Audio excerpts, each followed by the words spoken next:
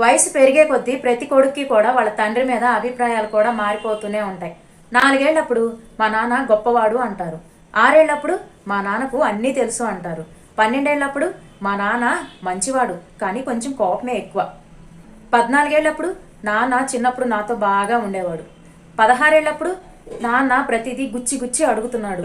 18 ఏళ్లప్పుడు నాన్న ఏది అడిగినా వద్దంటాడు. నాన్నకు అసలు బయట ప్రపంచమే తెలీదు. 20 ఏళ్లప్పుడు అబ్బా ఈ నాన్నతో వేగలేకపోతున్నా, అమ్మ ఎలా భరిస్తుందో ఏంటో. 30 ఏళ్లప్పుడు చిన్నప్పుడు మా నాన్నకి నేను చాలా భయపడేవాడిని. ఇప్పుడు నా కొడుకు నా మాట అస్సలే వింటలేదు, అసలు నా మాట లెక్క కూడా చేయటం లేదు. 40 ఏళ్లప్పుడు నాన్న మమ్మల్ని క్రమశిక్షణగా పెంచాడు, నేను కూడా నా పిల్లల్ని అలాగే పెంచాలి. 50 ఏళ్లప్పుడు ఒక్కోసారి అనిపిస్తుంది నాన్న మమ్మల్ని ఎలా భరించాడో, ఎలా ఎంత వాళ్ళని చేశాడో అని.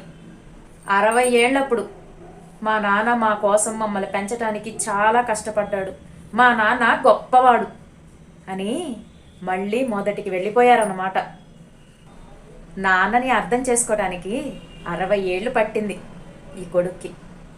ఇలా టైం అంతా వేస్ట్ చేసుకోకుండా తండ్రిని అర్థం చేసుకొని ఆయనకు అనుగుణంగా నడిచి ఆయనతో ప్రేమగా ఉండండి. ఇలా అనుకునే అవసరం ఉండదు ఇంకా.